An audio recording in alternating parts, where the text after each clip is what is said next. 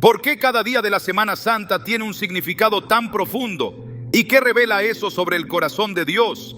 Muchos conocen los eventos, la entrada triunfal, la última cena, la cruz, pero pocos comprenden el propósito divino detrás de cada uno.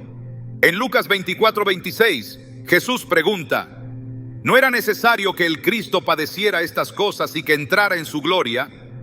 Esta declaración es la clave. Cada día, desde el Domingo de Ramos hasta el Domingo de Resurrección, fue planeado por Dios como parte de una obra perfecta de redención. Hoy exploraremos lo que significa cada día de la Semana Santa, no solo en términos de tradición, sino como etapas esenciales del amor sacrificial de Cristo. Te mostraremos cómo cada jornada revela un aspecto de la fe, del sufrimiento, de la obediencia y finalmente de la esperanza eterna. ¿Estás listo para entender lo que Dios tiene reservado para ti a través de estos días santos? Cuando Jesús entró en Jerusalén montado en un asno, las multitudes lo aclamaban con palmas en alto, gritando: «Hosanna al Hijo de David, bendito el que viene en el nombre del Señor, Hosanna en las alturas». Mateo 21:9. Fue una escena gloriosa, casi festiva, pero bajo esa algarabía había un contraste espiritual tan fuerte que solo podía ser percibido por los ojos que veían más allá de las ramas agitadas. No era una procesión cualquiera, era el inicio de la entrega más dolorosa y al mismo tiempo más poderosa que el cielo había diseñado desde antes de la creación del mundo. En esa entrada, que a muchos les pareció un triunfo, se escondía ya la semilla de la cruz, y el corazón de Jesús, aunque rodeado de vítores, ya se hallaba en Getsemaní.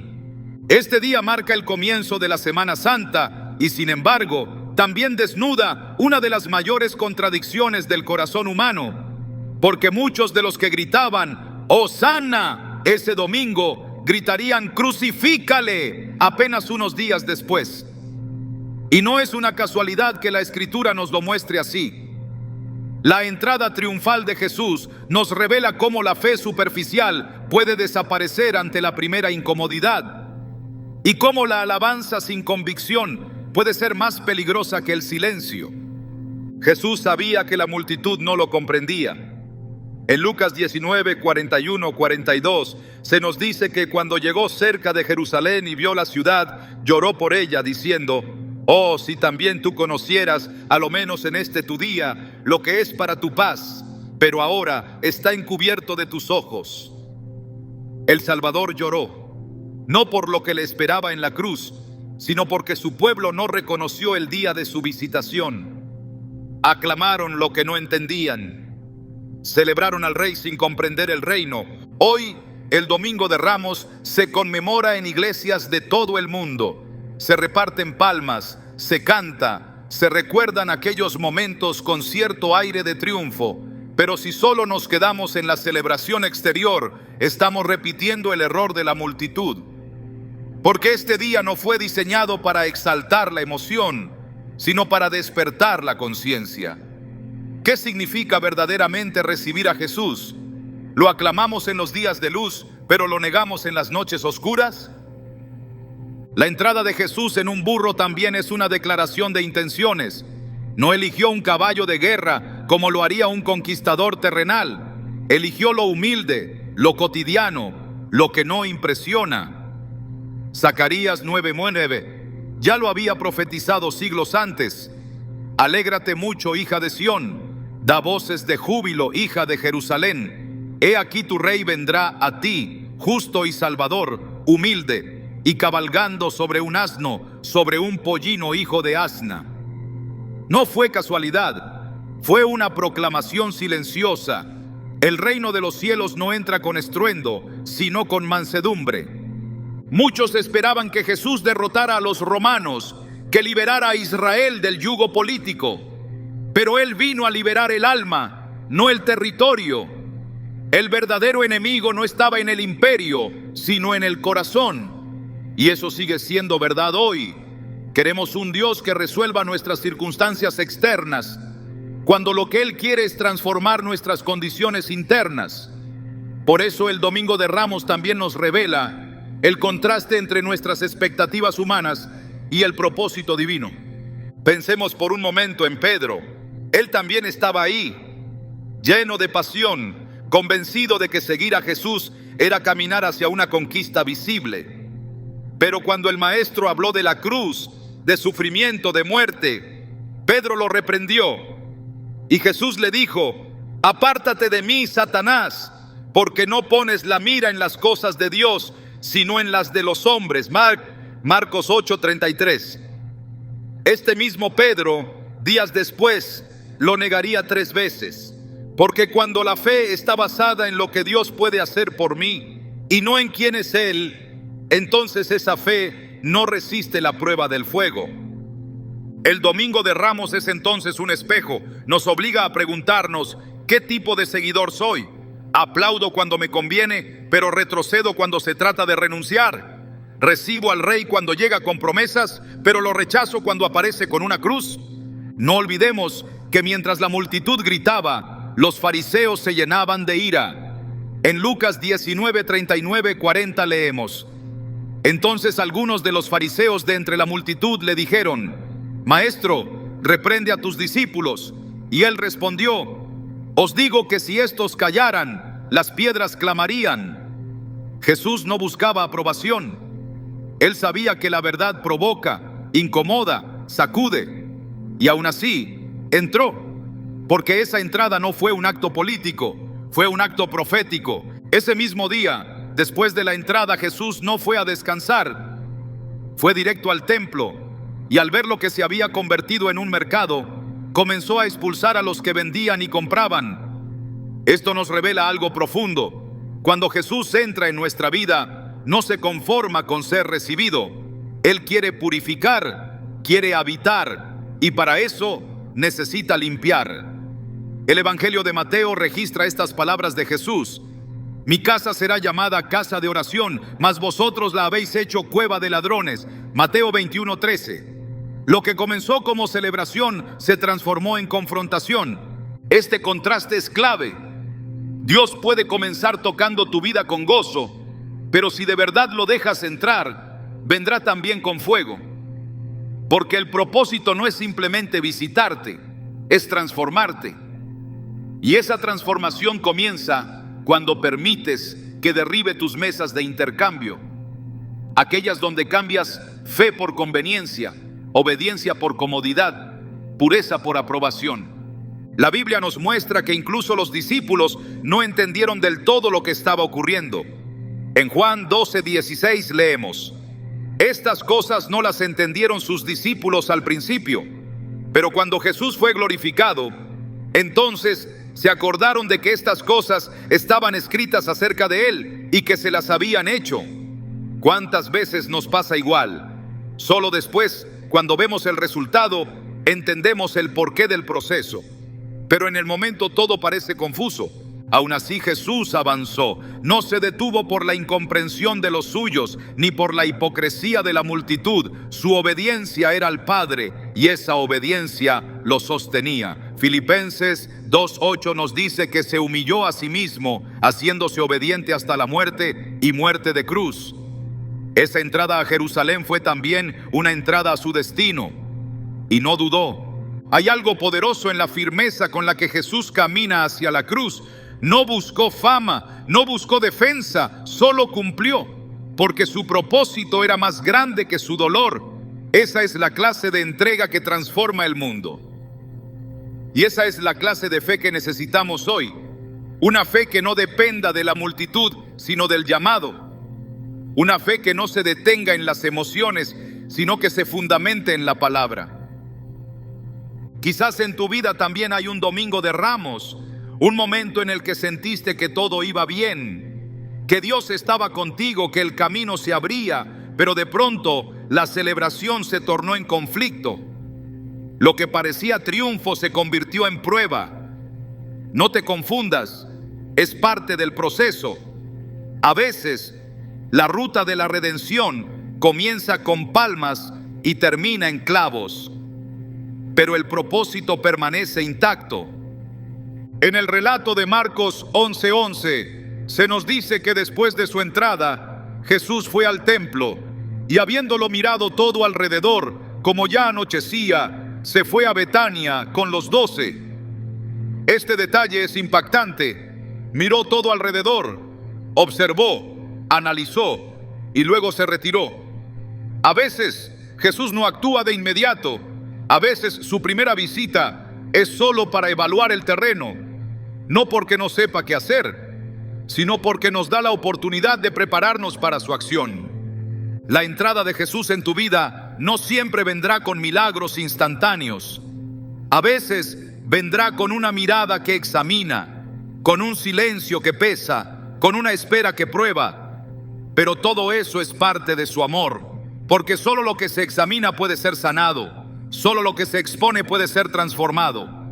Domingo de Ramos no es una celebración superficial, es una invitación profunda. Nos confronta con nuestra respuesta a la presencia de Dios. ¿Somos multitudes que gritan hoy y olvidan mañana? ¿O somos discípulos que caminan, incluso cuando no entienden? Cada año esta fecha vuelve a tocar la puerta de nuestras almas, no para revivir una historia antigua, sino para activar una verdad presente.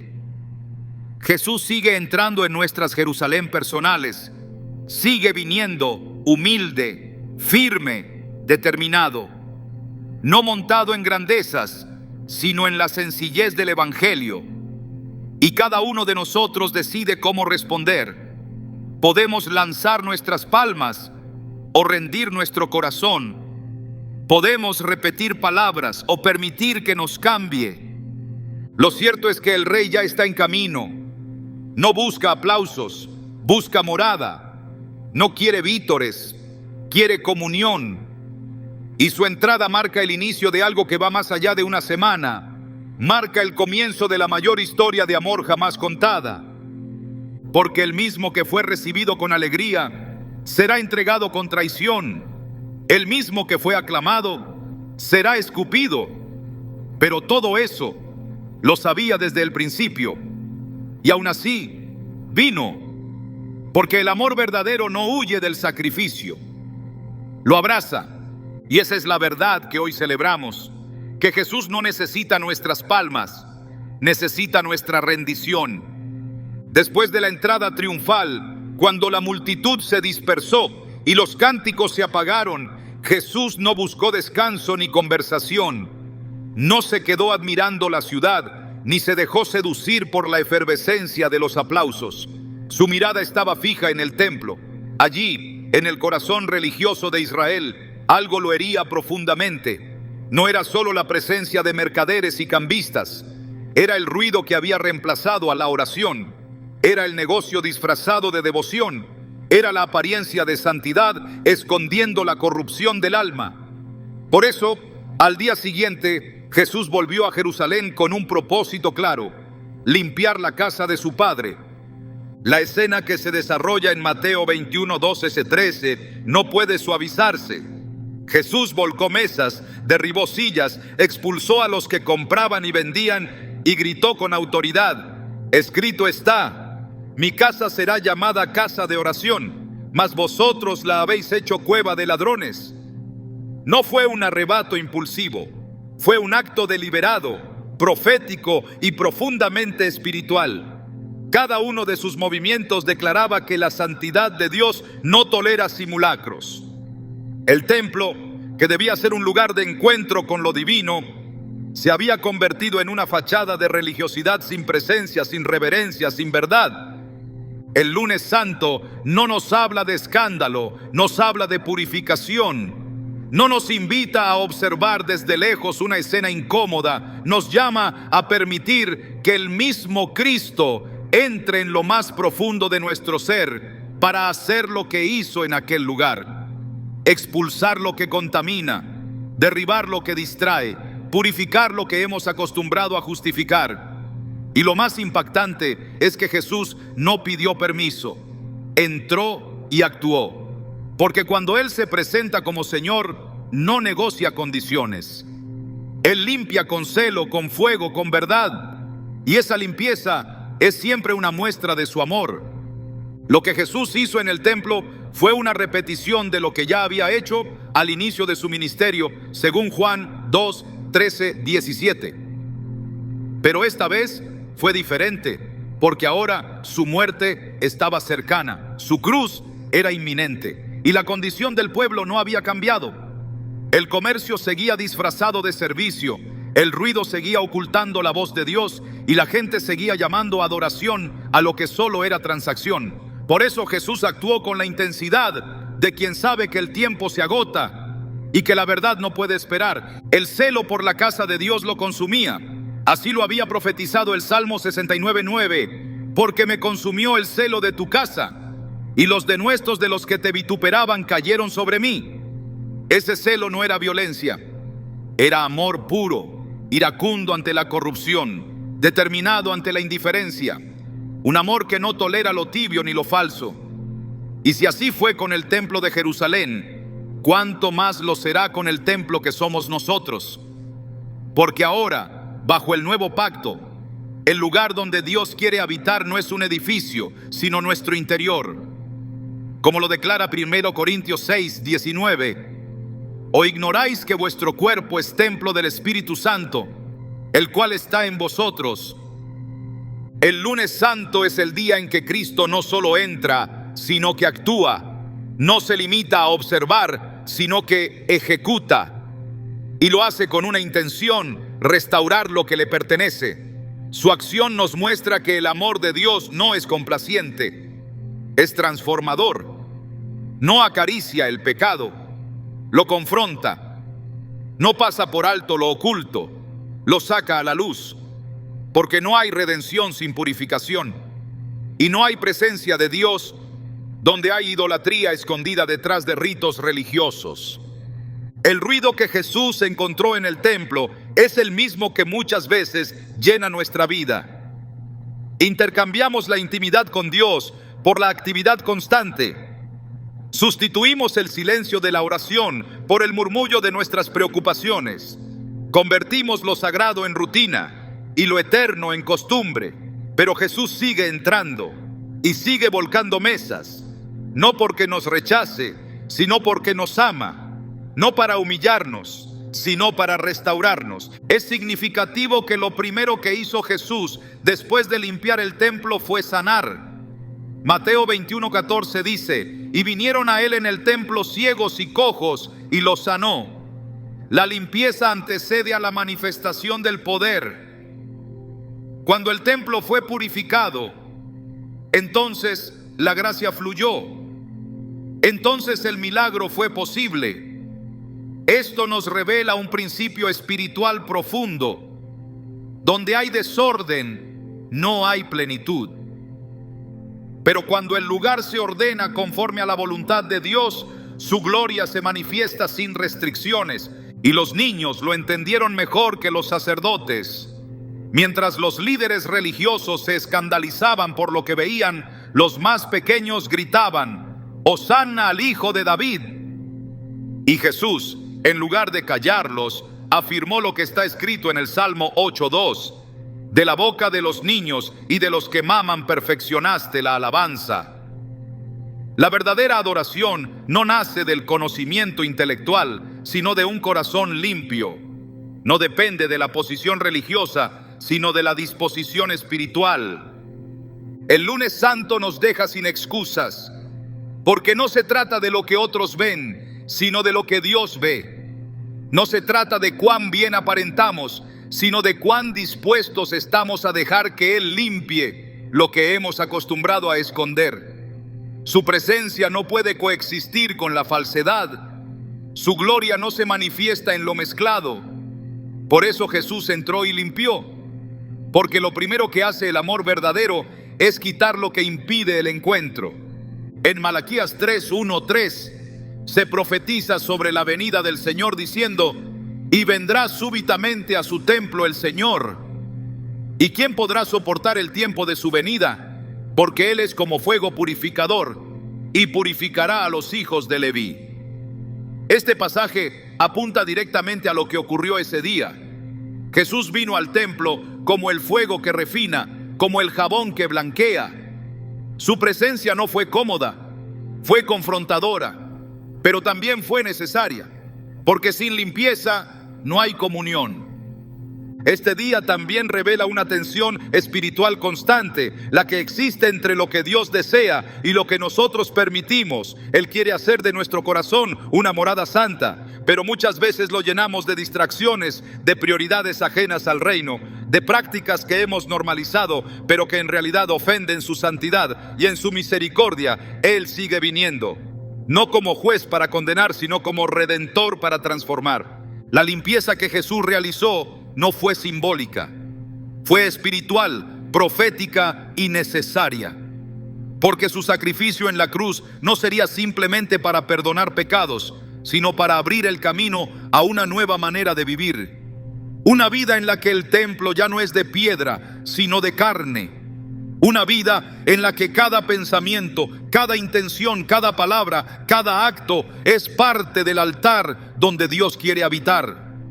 Y no basta con abrir la puerta, hay que permitir que Él haga lo que vino a hacer. Porque cuando Jesús entra, no viene a observar, viene a gobernar. Y ese gobierno comienza por el orden. La limpieza es el primer acto de su reinado. Solo cuando se remueve lo impuro, puede establecerse lo eterno. Solo cuando caen las mesas del ego, se levantan los altares de la verdad. El Evangelio nos muestra que la reacción a esta limpieza no fue arrepentimiento, sino resistencia. Los principales sacerdotes y escribas se indignaron. No soportaron ver a Jesús tomando autoridad donde ellos habían perdido el control. Porque cuando la luz llega, desenmascara la oscuridad. Y la oscuridad, lejos de rendirse, muchas veces se defiende. Pero la autoridad de Cristo no se sujeta a estructuras humanas. Su celo no se negocia. Su verdad no se ajusta a los sistemas. Él limpia, no para agradar a los hombres, sino para preparar el lugar de su gloria. Este día también nos enseña que la santidad no es negociable. Dios no comparte su casa con lo profano. No habita donde hay mezcla. Por eso el apóstol Pedro escribe en 1 Pedro 1:16: sed santos porque yo soy santo. No es una sugerencia, es un llamado. Y ese llamado comienza con un acto de limpieza, porque solo lo santo puede contener lo eterno. Jesús no derramó su sangre para que sigamos viviendo con corazones divididos. No murió para que mantengamos nuestros templos llenos de voces que no provienen del cielo. Él entregó su vida para que fuéramos completamente suyos. Y esa entrega demanda una respuesta radical. El lunes santo no nos da margen para medias tintas. Nos muestra que el Dios de amor también es fuego consumidor y que ese fuego no destruye, sino que purifica. Cada año, al recordar este día, no podemos limitarnos a los hechos históricos.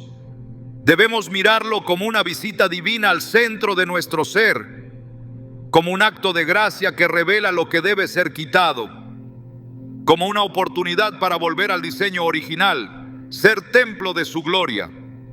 Porque mientras Él camine entre nosotros, seguirá volcando lo que estorba, seguirá hablando donde el ruido nos ha ensordecido, seguirá purificando lo que creíamos intocable, y lo hará no con condenación, sino con propósito. Porque su meta no es humillar, sino restaurar, no es destruir, sino redimir. Hoy, igual que entonces, su mirada se posa sobre el templo, y no lo hace para admirar las estructuras. Lo hace para buscar fruto, para ver si hay oración genuina, si hay adoración verdadera, si hay espacio para su presencia. Y si no lo hay, actuará, porque su amor no se conforma con menos que nuestra transformación total. El lunes santo es una invitación a no resistir su limpieza, a no defender nuestras mesas, a no justificar lo que Él quiere derribar. Es una oportunidad para decir: Señor, haz en mí lo que hiciste en el templo. Expulsa lo que no te honra, derriba lo que me aleja, y haz de mi vida una casa de oración. El día después de la purificación del templo, Jesús regresó a Jerusalén, y esta vez su presencia no provocó gritos de alabanza ni cantos de bienvenida. Lo que esperaban era una confrontación.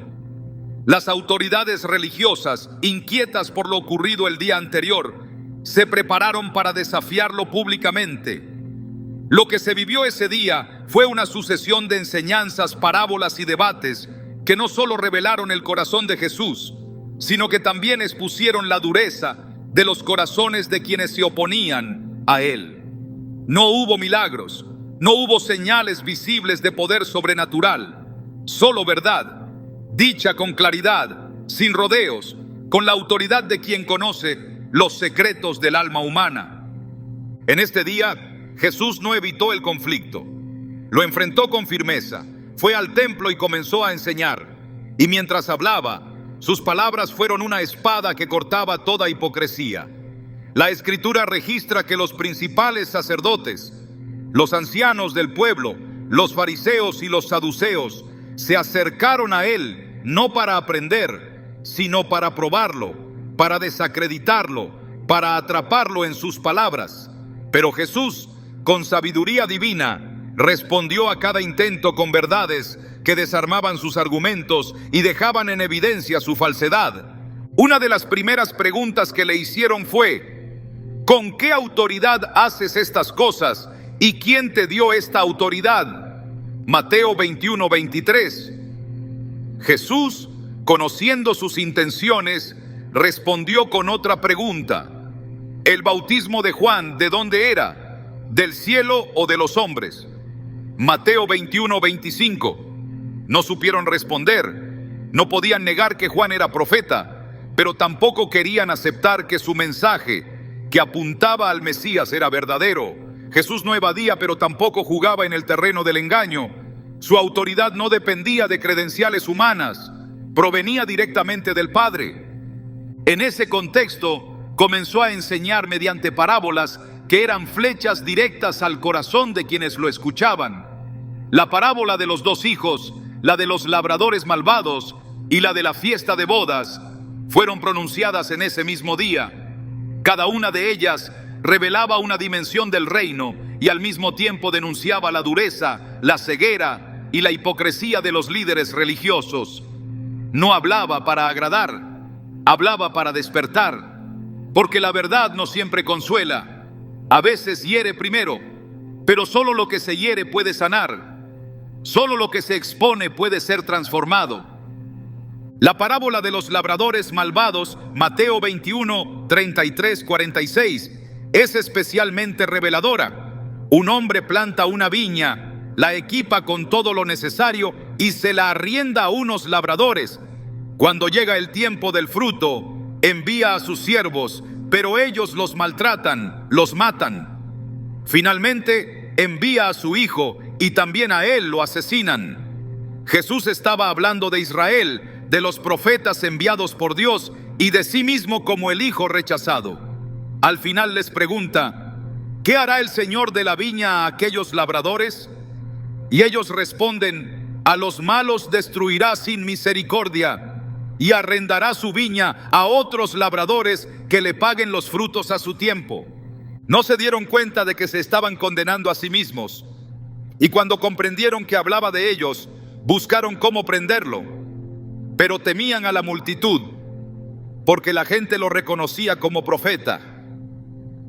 El martes santo no fue un día de calma, fue un día de fuego. Un día donde la verdad se manifestó con tanta fuerza que nadie pudo quedarse neutral. Quienes tenían el corazón endurecido se llenaron de enojo. Quienes tenían sed de justicia se aferraron a sus palabras. Jesús también denunció con dureza a los escribas y fariseos. En Mateo 23 se encuentra una de las declaraciones más fuertes que jamás pronunció. No contra los pecadores comunes, no contra los romanos, sino contra los líderes que aparentaban santidad. 7 veces repite: ¡ay de vosotros, escribas y fariseos, hipócritas!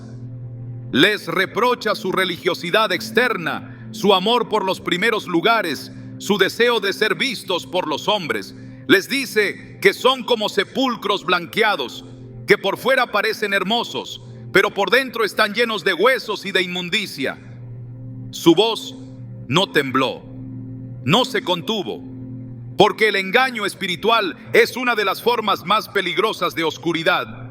Este día nos enseña que la verdad de Dios no es cómoda, no se ajusta a los intereses humanos, no se doblega ante las estructuras religiosas, no busca aprobación, busca transformación.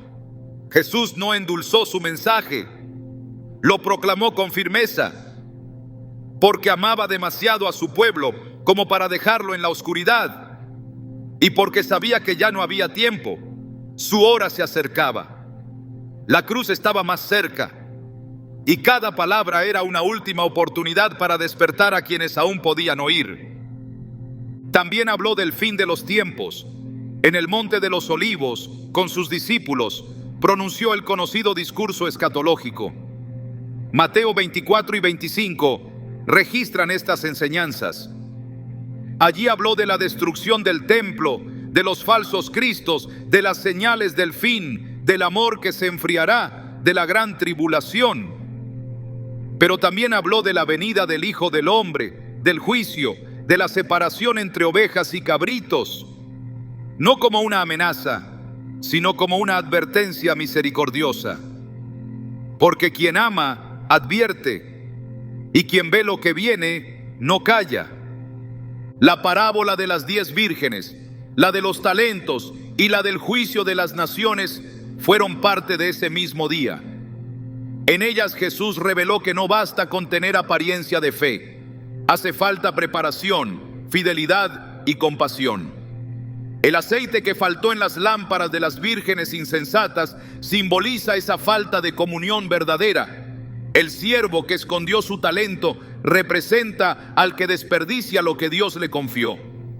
Y la separación entre los que dieron de comer, de beber, de vestir y los que no lo hicieron muestra que el verdadero amor a Dios siempre se expresa en obras hacia el prójimo. Nada de lo que dijo fue superficial, todo tenía un peso eterno, porque cuando la verdad de Dios se manifiesta, lo hace con la intención de salvar, de corregir, de redirigir. El Martes Santo es un día de confrontación espiritual, un día donde no se puede permanecer indiferente. O se recibe la verdad con humildad, o se la rechaza con dureza, pero no se puede ignorar.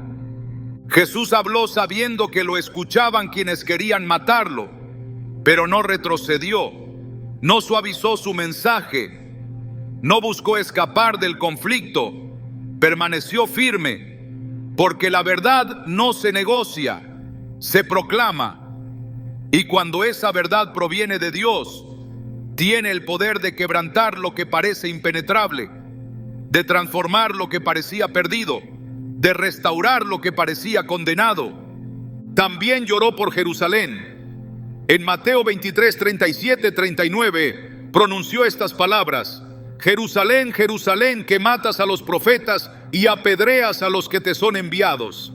¿Cuántas veces quise juntar a tus hijos como la gallina junta sus polluelos debajo de sus alas, y no quisiste? La firmeza de su juicio no se contradice con la ternura de su amor. Jesús no habla desde el enojo, sino desde el dolor. No denuncia por desprecio, sino por compasión. Porque lo que más duele a Dios no es el pecado, sino la resistencia al arrepentimiento. Cada palabra dicha ese día sigue resonando, porque la verdad de Dios no caduca. Su mensaje sigue siendo el mismo: rendición, obediencia, integridad. No se trata de conocer la Escritura, sino de vivirla. No basta con aparentar santidad, es necesario ser transformados por el Espíritu. Y esa transformación solo ocurre cuando nos exponemos a la verdad sin defensas, sin justificaciones, sin orgullo. Jesús no buscó seguidores cómodos, buscó discípulos comprometidos que pudieran soportar la verdad, que aceptaran la corrección, que estuvieran dispuestos a renunciar a todo por causa del reino. El Martes Santo revela que seguir a Cristo no es una decisión superficial, es una entrega total, un abandono de toda hipocresía, de toda doble vida, de toda religiosidad vacía, porque solo los que se rinden completamente pueden experimentar la libertad que trae su verdad. y conoceréis la verdad, y la verdad os hará libres. Juan 8:32. Pero esa verdad, antes de liberar, confronta. Antes de sanar, revela la herida. Antes de consolar, sacude. Porque el Evangelio no es una declaración de comodidad, es una llamada a morir para vivir, a soltar lo falso para abrazar lo eterno. El martes santo es la jornada de la verdad que incomoda, pero también la verdad que salva. Es el día en que Jesús levantó la voz no para condenar, sino para despertar.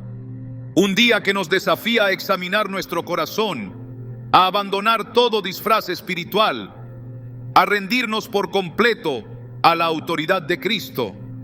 Porque solo los que se dejan confrontar por su verdad pueden ser transformados por su gracia.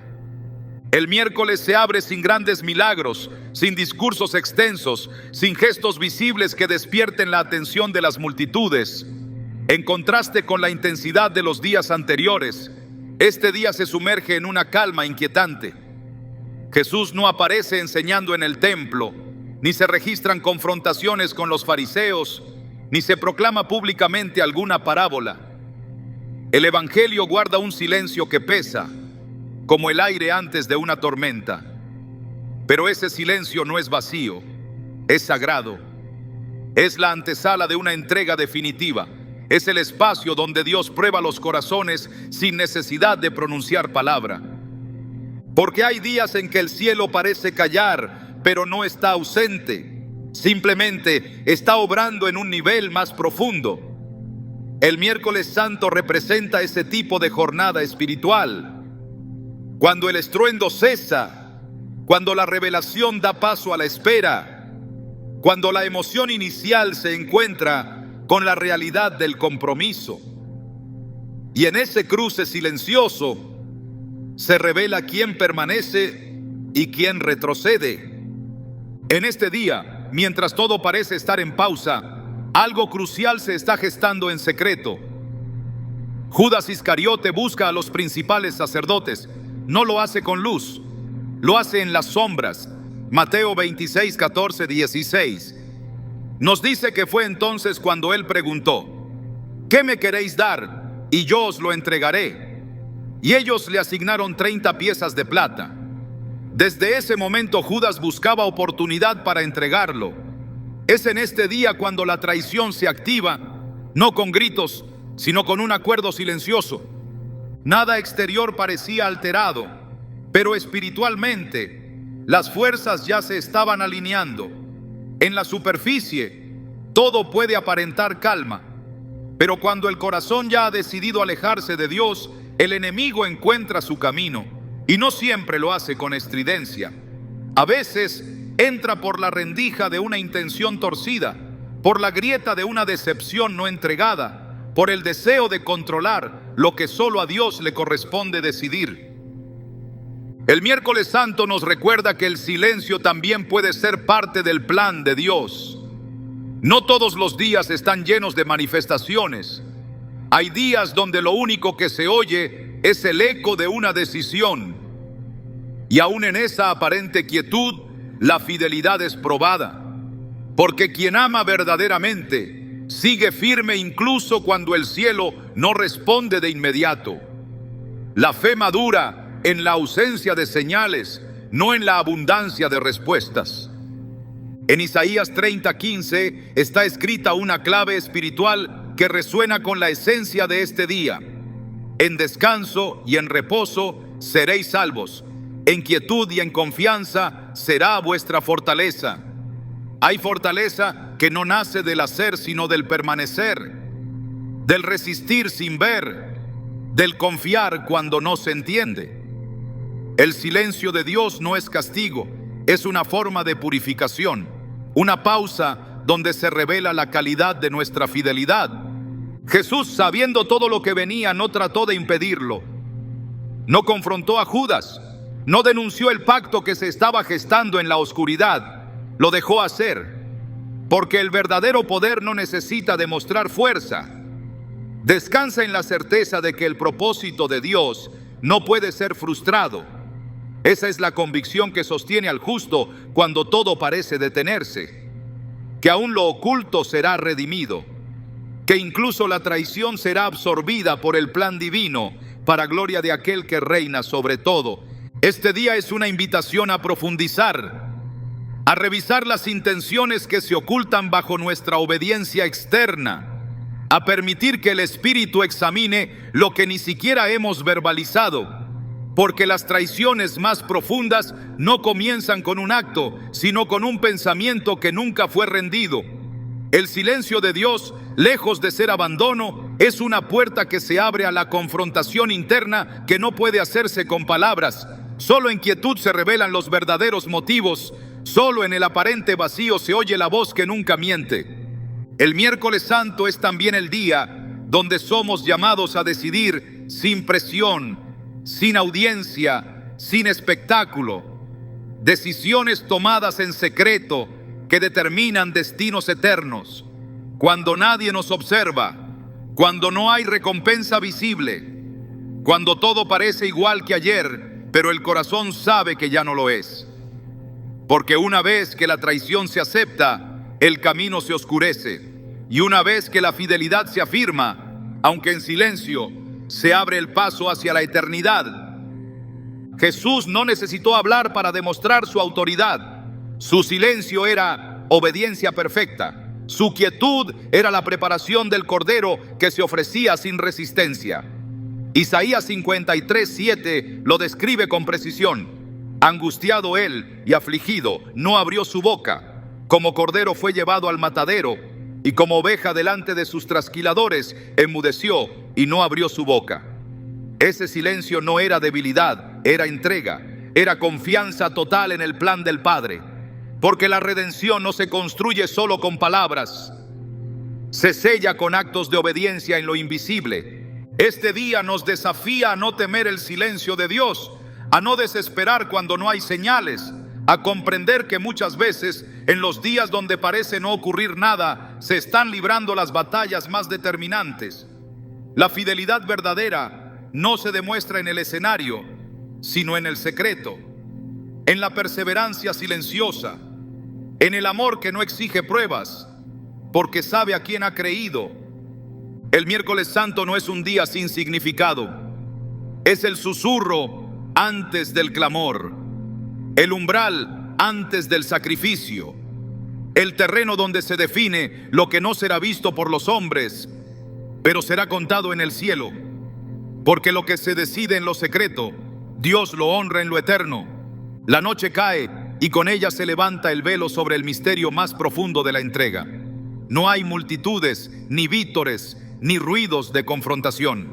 Solo un aposento preparado, una mesa dispuesta y un maestro que se arrodilla para lavar pies. El Jueves Santo no es un momento de gloria visible, es el día donde la majestad se viste de siervo, donde el amor se revela en acciones que el mundo no espera y muchas veces no entiende. Aquí no hay alarde, pero hay poder, un poder que no se impone, sino que se inclina, porque el reino de Dios no avanza con espadas, sino con toallas. Jesús sabía lo que vendría, sabía que esa sería su última cena con los suyos, conocía el corazón de cada uno, incluso el del que lo entregaría, y aún así tomó el pan, dio gracias y lo partió. Tomó la copa y la bendijo. No hubo reproches, no hubo amenazas, hubo entrega. Juan 13 muestra que antes de comenzar la cena Jesús se levantó, se ciñó una toalla, echó agua en una vasija y comenzó a lavar los pies de sus discípulos, uno por uno, en silencio, sin omitir a ninguno.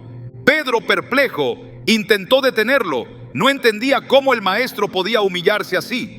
Pero Jesús le dijo con firmeza: lo que yo hago, tú no lo comprendes ahora, mas lo entenderás después. Juan 13:7. Porque hay actos de amor que solo se comprenden cuando se ha pasado por el fuego del quebranto.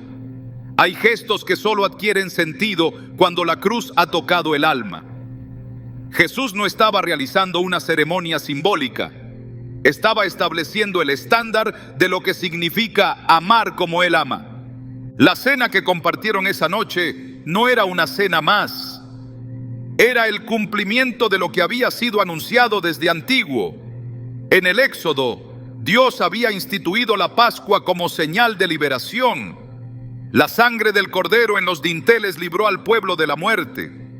Y ahora, en ese aposento alto, el verdadero Cordero estaba revelando que su sangre sería derramada, no para marcar puertas de casas, sino para sellar corazones redimidos por la gracia. En Lucas 22, 19, 20 se recogen sus palabras: esto es mi cuerpo, que por vosotros es dado, haced esto en memoria de mí. Esta copa es el nuevo pacto en mi sangre, que por vosotros se derrama. El pan partido y la copa compartida no eran solo símbolos, eran promesas, pactos de un amor que no se detendría ante el rechazo, ni ante la traición, ni ante el dolor. El Jueves Santo es el momento donde la humildad se transforma en acto profético, donde cada gesto de Jesús anuncia una victoria que todavía no se ve, pero que ya se está estableciendo. Esa misma noche también se manifestó la sombra de la traición. Judas salió del lugar y el Evangelio dice: y era ya de noche. Juan 13:30. La oscuridad no era solo externa, era la condición del corazón que se había cerrado a la verdad. Pero Jesús no interrumpió la cena por eso. No detuvo el curso de la redención por la presencia del traidor.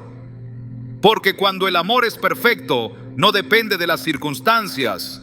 Ama hasta el fin, no por lo que recibe, sino por lo que decide dar. Después de la cena, Jesús llevó a sus discípulos al huerto de Getsemaní. Allí, en lo profundo de la noche, se desplomó bajo el peso de una angustia que ningún ser humano podría comprender. Mateo 26:38 registra sus palabras: mi alma está muy triste, hasta la muerte. Quedaos aquí y velad conmigo. No era temor a la muerte, era el peso del pecado del mundo, era el dolor de cargar la culpa de generaciones enteras, era la separación inminente del Padre. Y aún así, en medio de esa presión indescriptible, su oración fue clara: no sea como yo quiero, sino como tú. Mateo 26:39. El Jueves Santo es la escuela de la rendición absoluta. Es donde aprendemos que obedecer no siempre viene acompañado de gozo inmediato, que seguir la voluntad de Dios puede incluir lágrimas, soledad y carga. Pero también es donde descubrimos que no hay verdadera gloria sin Getsemaní, que no hay resurrección sin copa, que el amor más puro se prueba no en lo que sentimos, sino en lo que decidimos entregar cuando todo lo demás falla. En esa noche, los discípulos dormían. Su espíritu era dispuesto, pero su carne era débil. Jesús oraba solo, pero no abandonado. El cielo estaba oyendo, los ángeles ministraban, y en medio de la agonía, la decisión ya estaba tomada. El camino no cambiaría, el plan no sería alterado, el Salvador no se detendría. Cada año, cuando recordamos el Jueves Santo, no miramos solo una mesa y un huerto, miramos un corazón que se vació de sí mismo para llenar de vida a los que estábamos muertos. Miramos un rey que renunció a toda corona visible para ponerse una de espinas. Miramos un maestro que no solo enseñó con palabras, sino con el ejemplo más transformador que el mundo haya conocido. Jesús no pidió ser servido, sirvió. No exigió ser amado, amó primero. No se aferró a su divinidad, la entregó para que en su humillación nosotros fuéramos exaltados. Filipenses 2:6-8 lo dice con claridad: el cual, siendo en forma de Dios, no estimó el ser igual a Dios como cosa a que aferrarse, sino que se despojó a sí mismo y se humilló a sí mismo, haciéndose obediente hasta la muerte y muerte de cruz. Esa es la esencia del Jueves Santo: la humildad que no busca reconocimiento, el amor que no se detiene ante la indiferencia, la entrega que no espera comprensión inmediata y el servicio que no espera aplauso. Porque el que lava pies también lleva la cruz, y el que se arrodilla para servir es el mismo que se levantará para reinar. Cuando el viernes llegó, no lo hizo como un accidente del calendario, sino como una cita divina trazada desde la eternidad. El Hijo de Dios, entregado por el Padre, abandonado por los suyos y juzgado por los hombres, caminó hacia la cruz no con resignación, sino con propósito. Cada paso que dio cargando el madero fue una afirmación de su amor. una respuesta voluntaria a la deuda impagable del pecado. En Isaías 53:5 se revela con claridad ese misterio eterno. Mas él herido fue por nuestras rebeliones, molido por nuestros pecados. El castigo de nuestra paz fue sobre él, y por su llaga fuimos nosotros curados. La cruz no fue el fin trágico de una vida ejemplar. Fue el altar donde el Cordero sin mancha ofreció su sangre por la redención de muchos. Aquel viernes, conocido como Santo, el cielo y la tierra se estremecieron. Las tinieblas cubrieron la luz al mediodía, y el velo del templo se rasgó de arriba abajo, no como señal de derrota, sino como proclamación de acceso. El muro que separaba al hombre de Dios fue roto por el cuerpo del crucificado. En Mateo 27:51 se describe el momento.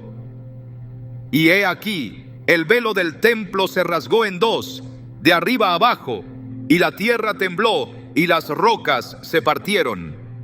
No fue un simple fenómeno natural, fue una declaración celestial. El sacrificio fue aceptado, el precio fue pagado, y la gracia se desbordó sin límites.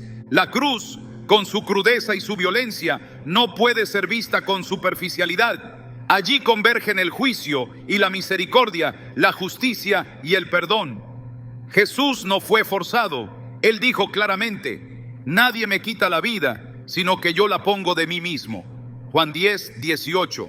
Su entrega fue total, su obediencia fue perfecta y su amor infinito.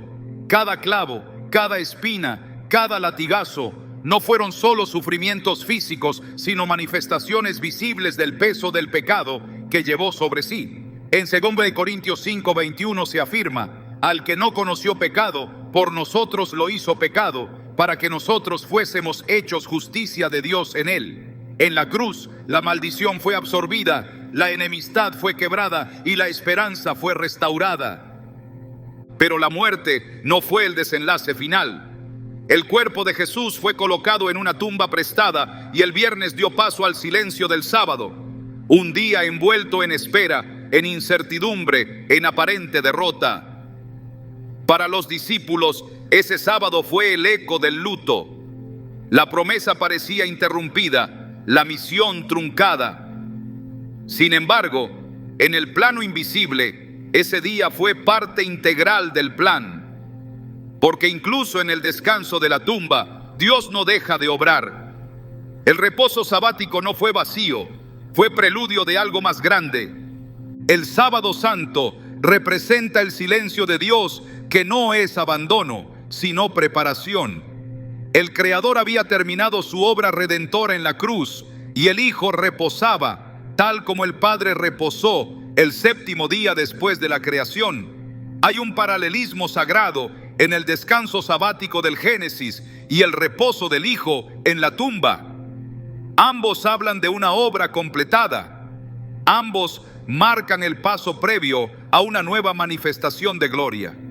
En Hebreos 4:9-10 se dice: por tanto queda un reposo para el pueblo de Dios, porque el que ha entrado en su reposo también ha reposado de sus obras, como Dios de las suyas.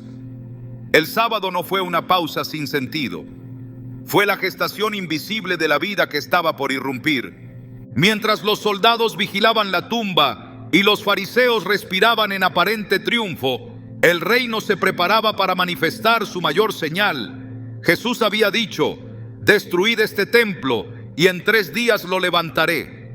Juan 2:19. Y aunque no entendieron sus palabras, el día tercero se aproximaba. La piedra no era obstáculo, el sello romano no era garantía, la muerte no tenía la última palabra. Porque donde los hombres ven un final, Dios inicia su obra más gloriosa. El domingo amaneció y con él la eternidad tocó el tiempo. La tumba fue encontrada vacía, no por error, sino por cumplimiento. El ángel anunció: ¿por qué buscáis entre los muertos al que vive? No está aquí, sino que ha resucitado. Lucas 24:5-6. El mensaje del evangelio no se basa en una cruz vacía solamente, sino en una tumba vacía también. Porque sin resurrección no hay victoria. y sin victoria no hay esperanza. Pero Cristo se levantó, venció al pecado, quebró el poder de la muerte y estableció un nuevo comienzo para todo aquel que crea. La resurrección no fue un acto aislado, fue el sello final del pacto. Fue la prueba irrefutable de que Jesús es quien dijo ser. En Romanos 1:4 se afirma: fue declarado Hijo de Dios con poder, según el Espíritu de Santidad, por la resurrección de entre los muertos. La piedra removida no solo liberó un cuerpo, liberó la fe, activó la esperanza, encendió el fuego del mensaje que cambiaría el mundo. Porque si Cristo no resucitó, vana es nuestra fe. Pero si ha resucitado, entonces todo cambia, todo se redime, todo se renueva. El domingo de resurrección no celebra solo un evento, celebra una victoria continua. La muerte ha sido vencida y con ella el temor.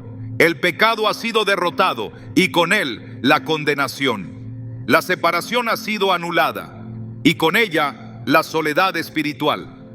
En Apocalipsis 1:17-18 Jesús declara: no temas, yo soy el primero y el último, y el que vivo y estuve muerto. Mas he aquí que vivo por los siglos de los siglos, y tengo las llaves de la muerte y del Hades. Él tiene la autoridad, Él posee la vida, y esa vida es ofrecida a todos los que crean en su nombre. Desde ese día glorioso, la cruz ya no representa derrota, sino victoria. La tumba ya no simboliza fin, sino nuevo comienzo. Y el creyente ya no vive en oscuridad, sino en luz.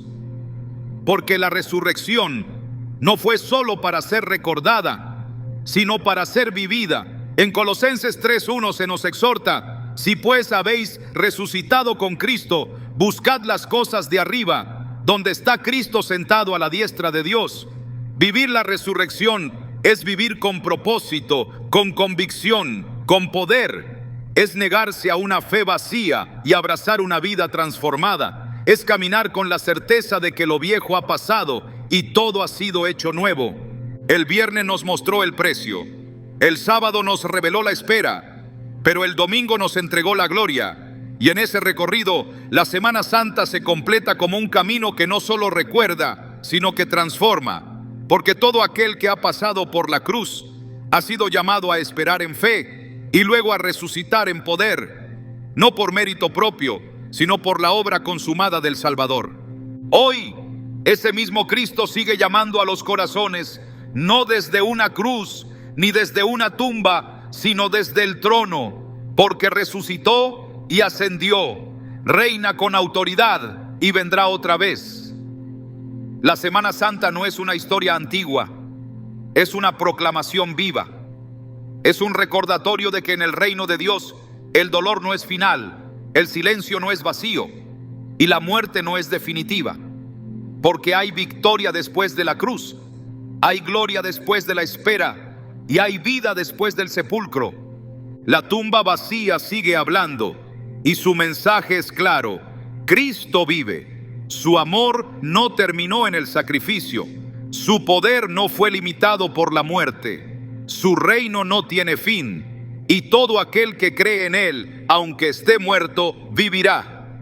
Porque Él es la resurrección y la vida. Y quien permanece en Él, camina no hacia una cruz sin sentido, sino hacia una eternidad llena de propósito. Ese es el mensaje final de esta semana sagrada. Que el que murió también resucitó. Que el que fue sepultado también se levantó, y que el que parecía vencido reina por los siglos. Cristo ha resucitado, y esa verdad lo cambia todo. La Semana Santa no es solo una serie de eventos históricos, es una secuencia espiritual profundamente viva que revela el carácter de Dios y el llamado personal que Él hace a cada alma. Cada día, desde la entrada triunfal hasta la resurrección gloriosa, nos ha mostrado facetas del corazón divino. Pero hay algo más que permanece, incluso cuando los días han pasado y las celebraciones se han apagado. Hay una verdad que no termina con la tumba vacía, ni con el último aleluya. que la Semana Santa continúa escribiéndose en la vida de todo aquel que ha sido tocado por el sacrificio del Cordero. Después de haber caminado por los días santos, el verdadero desafío comienza. No es recordar, es vivir. No es solo conmemorar lo que ocurrió, es permitir que cada jornada de esa semana se convierta en una experiencia continua que transforma la manera en la que hablamos, pensamos, decidimos y servimos. Porque el propósito de revivir estos días no es intelectual, sino espiritual. No es solo entender lo que sucedió, sino dejar que lo sucedido tome raíz en el alma. La Semana Santa es una escuela de formación para el alma que anhela madurar en la fe. El alma no crece con eventos sueltos, sino con revelaciones profundas. Cada escena vivida en esa semana, cada palabra de Jesús, cada gesto aparentemente mínimo, guarda un eco que continúa resonando en la vida del creyente. No fuimos llamados solo a emocionarnos con la cruz, ni a celebrar la resurrección con gozo momentáneo. Fuimos llamados a encarnar lo que esos días representan, un estilo de vida radicalmente distinto al que ofrece el mundo.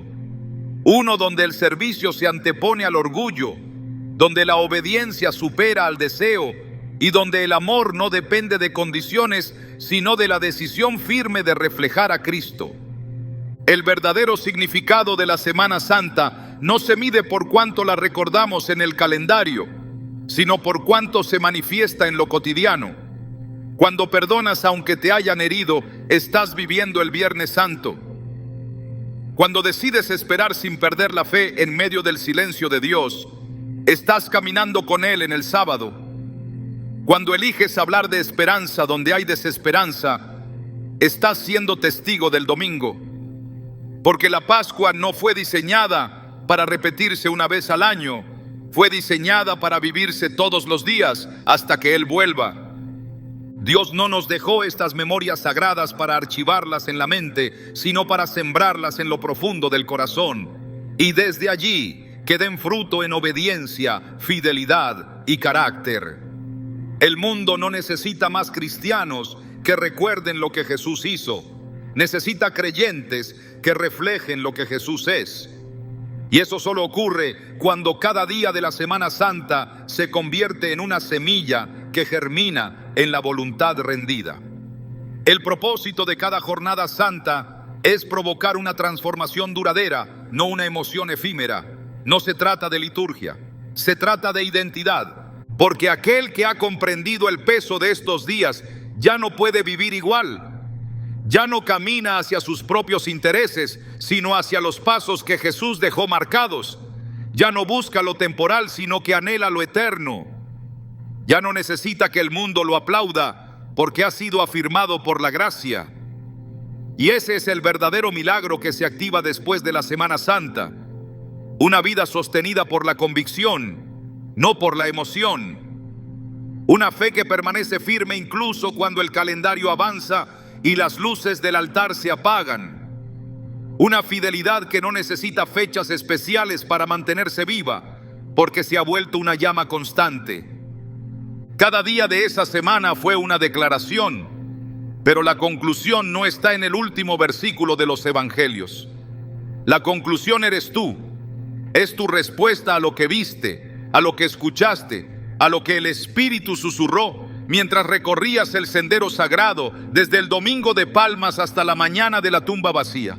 Ahora que lo sabes, ahora que lo entendiste, la pregunta ya no es qué significa la Semana Santa. La pregunta es qué significa ahora para ti. El mayor acto de reverencia no es repetir con exactitud los pasos de Jesús, sino dejar que sus pasos transformen tu ruta. El mayor acto de devoción no es asistir a una celebración, sino convertirte tú mismo en un testimonio viviente de que la cruz no fue en vano y que la tumba no fue el final. El mensaje que Dios deja grabado en lo profundo del alma al final de esta Semana Santa es uno solo: no vuelvas a vivir como si no hubieras sido marcado por lo eterno. La cruz te llama a morir a ti mismo. La tumba te llama a soltar lo que has enterrado. Y la resurrección te invita a caminar como alguien que ha sido hecho nuevo. Pero eso no ocurre una sola vez. Ocurre todos los días cuando decides perdonar, cuando eliges la verdad por encima de la conveniencia, cuando sirves sin esperar nada, cuando oras sin ver resultados inmediatos, cuando permaneces fiel aunque no sientas nada. Esa es la vida que honra el sacrificio. Esa es la vida que glorifica al resucitado. Y esa es la vida que da continuidad a la Semana Santa. No como una celebración que termina, sino como un fuego que comienza a arder más fuerte. Porque cada año que vuelvas a recordar estos días, tu fe debería ser más profunda, tu carácter más maduro, tu alma más firme. No has sido llamado a repetir una rutina espiritual, has sido llamado a escribir una historia que fluya directamente del corazón de Dios. Así concluye la Semana Santa, no con un cierre, sino con un envío. El mismo Cristo que salió de la tumba se apareció a sus discípulos con una sola instrucción: vayan. Porque el mensaje no termina en ti, se extiende a través de ti. La cruz te restauró, la tumba te confirmó, la resurrección te comisionó. Y ahora, lo que has visto y vivido no puede quedarse guardado. Tiene que brillar, porque mientras el mundo sigue buscando sentido en lo temporal, tú has visto la eternidad revelada. Mientras muchos caminan sin rumbo, tú has recorrido el sendero del Salvador. Y mientras las voces de este tiempo gritan confusión, tú has escuchado al Maestro hablar desde el silencio, desde el altar, desde el huerto, desde la cruz y desde el sepulcro vacío. Ahora te toca caminar con esa verdad, porque cada paso que des desde aquí será parte de tu propia Semana Santa. Y cada vez que la vivas con integridad, Dios volverá a revelarse, no como un recuerdo, sino como una presencia viva. La cruz permanece, la tumba está vacía, el reino está en marcha, y tú eres parte de esa historia.